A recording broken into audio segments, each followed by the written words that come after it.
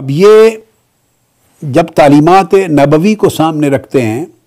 تو یہ بات اظہر من الشمس ہو جاتی ہے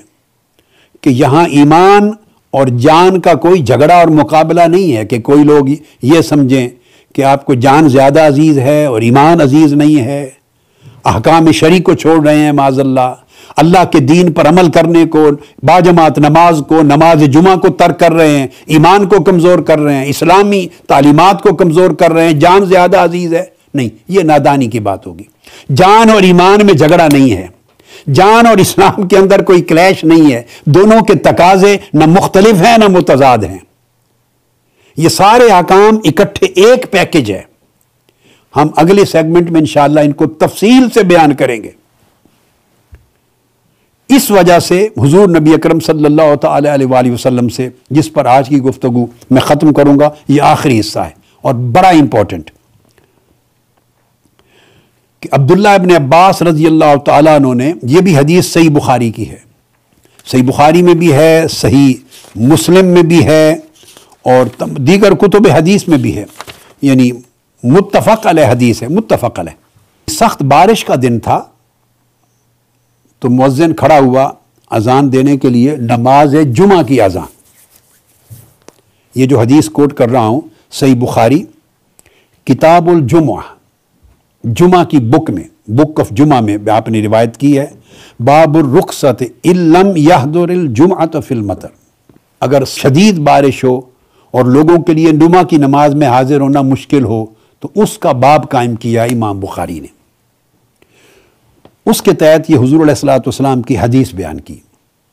کہ مؤذن کو حکم دیا حضرت عبداللہ ابن عباس رضی اللہ تعالیٰ عنہ نے کہ آپ اذان کہیں جمعہ کی۔ سخت بارش کا دن تھا، انہوں نے نماز جمعہ کے لیے اذان کہی اور ساتھ کہا اذا قلت اشہد ان محمد رسول اللہ، مؤذن سے فرمایا جب تو اذان میں اشہد ان محمد رسول اللہ کے کلمات پڑھ لے، فلا تقل حی علی الصلاۃ، تو پھر اس کے بعد حی علی الصلاۃ نہ کہنا۔ حی علی الصلاۃ کا مطلب ہے آؤ نماز کی طرف، یعنی پھر لوگوں کو بلایا جاتا آؤ نماز کی طرف مسجد میں۔ منع کیا کہ حی علی الصلاۃ نہ کہنا، قل صلوا فی بیوتکم،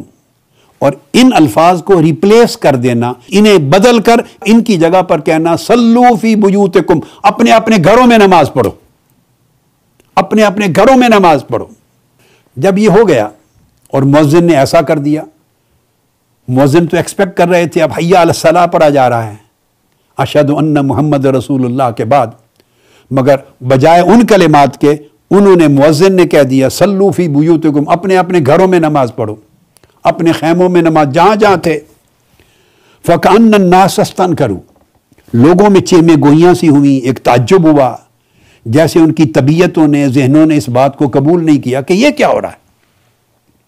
یہ ایک انسانی فطرت ہے، ایک عام مزاج ہے، آج بھی کئی لوگوں کو بات سمجھ میں نہیں آئے گی، مگر ڈیپتھ میں جانا چاہیے، گہرائی میں جانا چاہیے، احکام کی حکمتوں میں جانا چاہیے، اور دین براہ راست آقا علیہ السلام کی تعلیمات کی روح کو سمجھ کر وہاں سے حاصل کرنا چاہیے صلی اللہ تعالی علیہ وآلہ وسلم۔ تو لوگوں میں ایک عجیب سا جیسے انکار کرتے ہیں اس خیال پر کہ یہ کیا کام کیا ہے۔ حضرت عبداللہ ابن عباس سمجھ گئے تو انہوں نے فرمایا اپنے تمام لوگوں کو، قال فعلہ من هو خیر منی،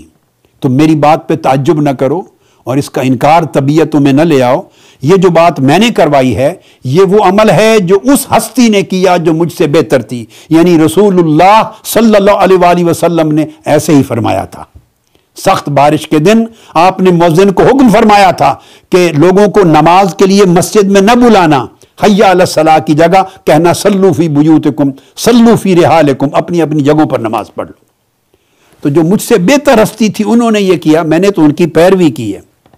آگے حدیث کے لفظ ہیں ان الجمعۃ عظمۃ، جمعہ چونکہ واجبات فرائض میں سے ہے، وانی کرہت ان اخرجکم فتمشون فی التین والدحد، فرمایا چونکہ جمعہ فرائض میں سے ہے، تم پر واجب ہے۔ اگر یہ مؤذن کہہ دیتا کہ آؤ نماز کی طرف تو آپ کے اوپر لازم ہو جاتا اس مؤذن کی بات کے اوپر لبیک کرنا، آپ چل کے آتے، جگہ جگہ رستے میں مٹی تھی، کیچڑ تھا، پھسلن تھی، تو میں نے کہا کہ میں نے ناپسند کیا کہ تمہیں تکلیف دوں، مشقت میں مبتلا کروں، کہ تم نکل کے کیچڑ میں پھسلن میں چلتے ہوئے پریشان ہو کے اپنے کپڑے، اپنی ٹانگیں پاؤں گندے کر کے مسجد تک پہنچو۔ تو میں نے تمہیں اس مشقت اور تکلیف سے بچایا اور آقا علیہ الصلوۃ والسلام کی سنت پر عمل کیا۔ یہ میں نے پھر کوٹ کر دیا، صحیح بخاری کی حدیث ہے اور حدیث نمبر 901 ہے، کتاب الجمعہ حدیث نمبر 901۔ اب اس کے بعد یہی حدیث صحیح بخاری کی کتاب الاذان میں بھی آئی ہے، اور اس جگہ پر حدیث نمبر ہے 668۔ آج بارش نماز جمعہ کے معطل ہونے کے آثار یعنی میں سے عذر نہیں رہا۔ آج آپ کے پاس گاڑیاں ہیں، پکی سڑکیں ہیں، اس زمانے کیچڑ تھے، کچی گلیاں تھیں اور ناہموار راستے تھے، حضر میں بھی، اور سفر کے معاملات جب ہوتے تھے تو تب بھی، تو لوگوں کے لیے چل کے آنا مشکلات کا باعث بنتا تھا۔ تو دیکھا جب مشکلات کا باعث تھا، زمین ہموار نہیں ہے، شدید بارش کے ساتھ کیچڑ ہو گیا ہے، پھسلن ہو گئی ہے، تو کوئی گر نہ جائے۔ ابھی ہوا کچھ نہیں، دیکھ لیں بات، پہلے سے ہوا کچھ نہیں، مگر اگر چل کے نکل کے آتے تو یہ تکلیف ہو جانے کا اندیشہ تھا، مشقت تھی ان کے لیے، پریشانی تھی ان کے لیے، کیچڑ اور پھسلن میں ان کے لیے مشکل پیش آتی۔ لہذا دین نام ہے رفع حرج کا، ما جعل اللہ علیکم فی الدین من حرج، اللہ پاک نے دین میں تنگی، مشکل اور مشقت پیدا نہیں کی ہے، اللہ پاک آسانی چاہتا ہے، تنگیوں کو دور کرنا دین کا کام ہے۔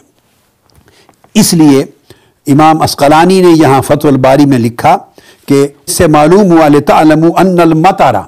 یعنی شدید بارش، من الْأَعْذَارِ الَّتِي تُصِيرُ الْعَزِيمَةَ رُخْصَةً، ان عذروں میں سے ہے جس میں عزیمت یعنی جو واجب ہے وہ رخصت میں بدل جاتا ہے۔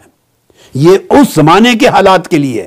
آج بارش عذر نہیں رہے گا۔ اب آپ دیکھیے نا، فرام ٹائم ٹو ٹائم جیسے سچویشن چینج ہوتی ہے، حالات بدلتے ہیں، ظروف بدلتے ہیں، احوال بدلتے ہیں، تو احکام کے اطلاق میں فرق آتا ہے۔ تو آج وہ صورت نہیں ہے، مگر دیہاتوں میں یا کچی جگہوں میں، آبادیوں میں اگر وہی صورت ہوگی جو پہلے زمانے میں تھا تو اسی حکم کا اسی طرح اطلاق ہوگا۔ مگر اس سے جو چیز نکالنا چاہتے ہیں وہ یہ کہ جس عمل سے مشقت ہو اس پر گھروں میں نماز پڑھنے کا، جمعہ کی نماز پڑھنے کا حکم دے دیا اور باہر نکلنے سے منع کر دیا، تاکہ لوگ مشقت میں مبتلا نہ ہوں، پھسلن کی وجہ سے گر نہ پڑے، کسی کو چوٹ نہ آ جائے، کیچڑ میں کپڑے گندے نہ ہو جائیں، پاؤں اور ساری ٹانگیں گندی نہ ہو جائیں، اس سے منع کی۔ اب سنن ابی داؤد میں بھی حدیث ہے، یہ واقعہ کئی بار پیش آیا۔ اس میں حضرت ابو الملیح روایت کرتے ہیں اپنے والد سے کہ حنین کے دن بھی واقعہ پیش آیا، جب غزوہ حنین پہ گئے تھے، وہ سفر تھا، تو غزوہ حنین میں جب گئے تھے تو وہ کان یوم مطر، وہ بھی بارش کا دن تھا، تو اس میں پھر جمعہ کی اذان دی گئی۔ جمعہ کی اذان دینے کا مطلب یہ ہوتا تھا کہ سفر میں گویا جو وجوب ہے، واجب تو نہیں رہتا، جمعہ کی فضیلت قائم رہتی ہے، انتظام اہتمام ہو تو پھر نماز جمعہ ادا کرتے تھے۔ مگر یہ سچویشن پیدا ہو گئی، اگر شدید بارش ہے، شدید آندھی، آگے بعد نمازوں کے اوقات کے لیے رات کے اوقات میں نماز عشاء اور نماز باجماعت کے لیے بھی احکام کتب حدیث میں آئے ہیں۔ شدید سردی ہے، بڑی شدید سردی ہے، آندھی ہے، تیز ہوا ہے، جس سے بیمار ہو جانے کا ڈر ہے، یہ بیماری کے بڑھ جانے کا ڈر ہے، تو تب بھی فرمایا جاتا کہ نمازیں اپنے گھروں میں پڑھ لو، یعنی نماز باجماعت اس سچویشن میں معطل کر دی جس میں بیماری ہونے یا بیماری کے بڑھ جانے کا ڈر ہو،